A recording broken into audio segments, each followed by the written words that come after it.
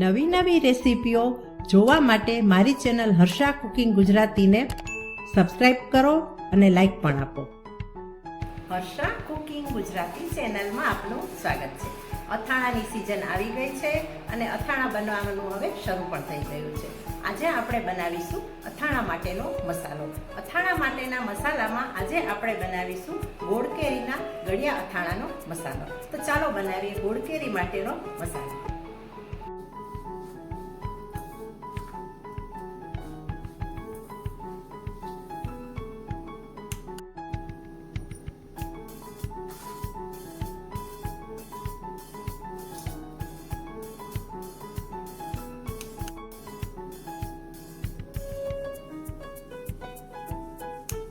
ગોળ કેરીના ગળ્યા અથાણાનો મસાલો બનાવવા માટે સૌ પહેલાં આપણે ઇન્ગ્રીડિયન્ટ્સ જોઈ લઈએ અને તેનું માપ જોઈ લઈએ.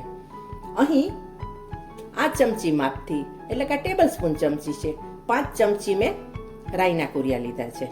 તેની સામે 1.25 ચમચી મેં મેથીના કુરિયા લીધા છે.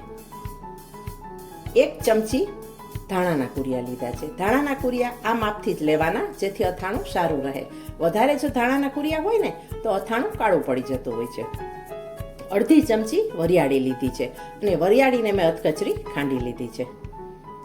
1 ટીસ્પૂન મેં હિંગ લીધી છે. હિંગને તાજી જ લેવાની છે, જેથી અથાણામાં ખૂબ જ સરસ ફ્લેવર આવે. અને 3 ચમચી માપથી મેં રેશમપટ્ટી મરચાંની ભૂકી લીધી છે. મરચાંની ભૂકી તમે વધારે અથાણામાં નાખવું હોય તો એડજસ્ટ કરી શકો છો. બધું ઇન્ગ્રીડિયન્ટ્સનું માપ અને ઇન્ગ્રીડિયન્ટ્સ જોઈ લીધા પછી હવે આપણે મસાલો બનાવવાની પ્રોસેસ જોઈએ, અને આ પ્રોસેસ ખૂબ અગત્યની છે. જો આ રીતે આપણે ટિપ્સ અને ટ્રિક્સ ફોલો કરીશું ને તો જે અથાણું બનશે ને આપણું એ 12 માસ ટકશે. તો ચાલો આપણે હવે અથાણાનો મસાલો બનાવવાની આગળની પ્રોસેસ શરૂ કરીએ. અહીં જે ચમચીના માપથી આપણે કુરિયા લીધા હતા તે જ ટેબલ સ્પૂનના માપથી આપણે ચમચીથી તેલ ઉમેરેલું છે. તેલ મેં 3 ટેબલ સ્પૂન ઉમેરેલું છે અને તેલ સિંગ તેલ લીધું છે. તમે સરસવના તેલમાં પણ બનાવી શકો છો, પણ હું અથાણું સિંગ તેલમાં જ બનાવવાનું પસંદ કરું છું. તેલને આપણે ધુમાડા નીકળે ને ત્યાં સુધી ગરમ થવા દઈશું અને ત્યાર પછી થોડું ઠંડુ થવા દઈશું. આપણે તેલ ગરમ કરવા મૂક્યું ને ત્યારે આ રીતે ઉપર ફીણ હતા, જોઈ શકાય છે. ફીણ ધીમે ધીમે ઉડી રહ્યા છે અને તેલ ગરમ થઈ રહ્યું છે. એટલે તેલમાંથી ભેજ ઉડવો ખૂબ જરૂરી છે. તેલમાં થોડો ઘણો ભેજ હોય જ છે.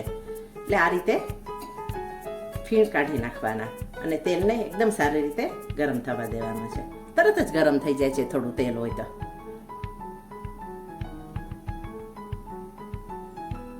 જોઈ શકાય છે બધા પરપોટા કે બબલ્સ હતા ને તે દૂર થઈ ગયા છે અને તેલ સારી રીતે ગરમ થઈ ગયું છે. હવે આ તેલને આપણે થોડું ઠંડુ થવા દઈએ એટલે સાઈડમાં કરીએ. અને અહીં આપણે નિમક લેવાનું છે. નિમક મેં 1.5 ટેબલ સ્પૂન લીધું છે અને નિમકને આપણે શેકી લઈએ. આ રીતે પ્રોપર તેલને ગરમ કરી અને ઠંડુ કર્યા પછી નાખવાથી અને નિમકને ગરમ કર્યા પછી નાખવાથી તેનો ભેજ ઉડી જાય છે અને અથાણું વરસ સુધી સારી રીતે સચવાય છે. અને મીઠું તમારે રેગ્યુલર મીઠું નોર્મલ જે ઘરમાં વાપરતા હોય ને તે લેવાનું છે. આ રીતે મીઠાને આપણે ગરમ કરી લેવાનું છે.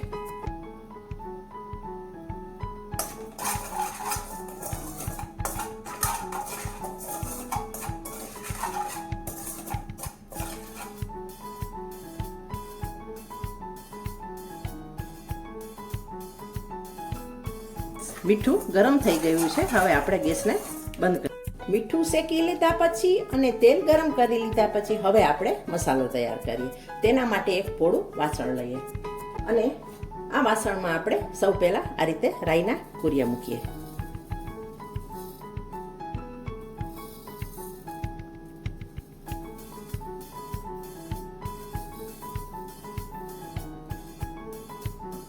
રાઈના કુરિયાને આપણે આ રીતે કરવાના છે.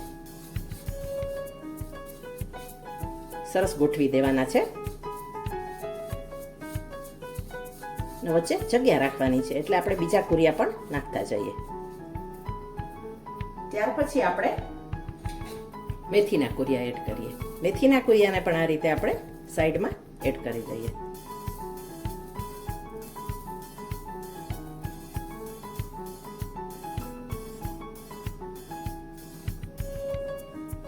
અને હવે વચ્ચે ધાણાના કુરિયા એડ કરી દઈએ.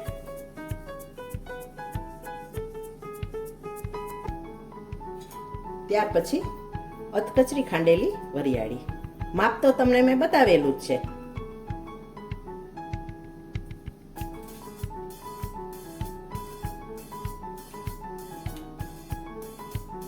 તેની ઉપર હિંગ ઉમેર્યા પછી 1 ટીસ્પૂન આપણે હળદર ઉમેરી દઈએ.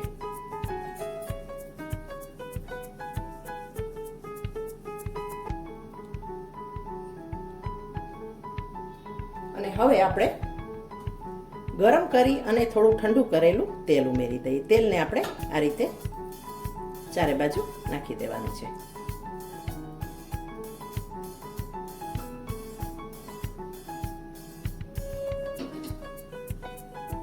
તેલ નાખ્યા પછી હવે આપણે બધું મિક્સ કરી લઈએ.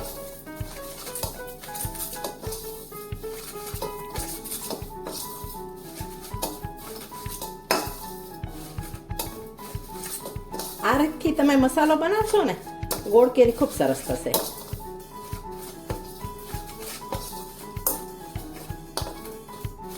બધું પ્રોપર મિક્સ કરી લેવાનું છે.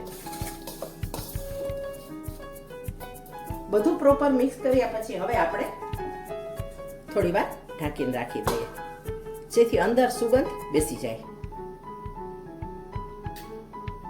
5 મિનિટ થયા પછી હવે આપણે ખોલી લઈશું. તમને થશે કે ઢાંક્યું તો ઓજ નહીં પડે ને, પણ ના, કારણ કે તેલ ઠંડુ હતું. હવે આપણે એડ કરી દઈએ મરચાંની ભૂકી અને શેકેલું મીઠું. બધું મિક્સ કરી લઈએ.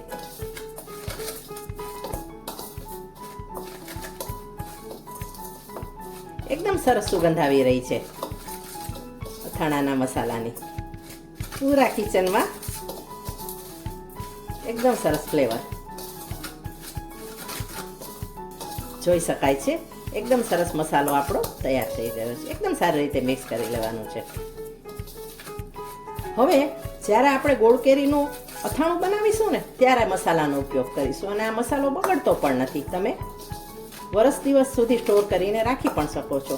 હવે જ્યારે આપણે ગોળ કેરીનું અથાણું બનાવવાનું હશે ને, ત્યારે તેની અંદર આપણે માપ પ્રમાણે ગોળ ઉમેરીશું. અને જો પસંદ હોય તો સાથે મરી પણ નાખી શકાય. હું એડ કરું છું મરી, કાળા મરી. એ ત્યારે ઉમેરીશું 2 વસ્તુ.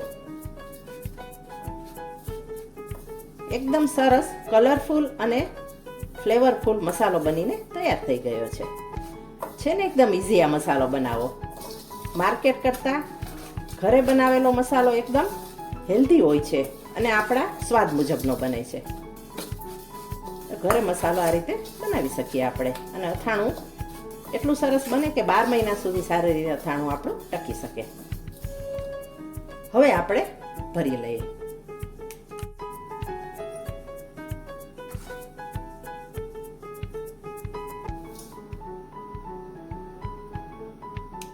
મસાલો બની ગયા પછી મેજરમેન્ટ કરતાં 200 ગ્રામ મસાલો તૈયાર થઈ ગયો છે. અને આ મસાલામાં હજુ ગોળ આવશે અને થોડું આપણે તેલ પણ એડ કરીશું, એટલે પ્રમાણ તેનું વધશે. અને આટલો મસાલો અને તેની સામે જે ગોળ અને તેલ નાખીશું ને, તે 1.5 કિલો કેરી માટે પૂરતું છે.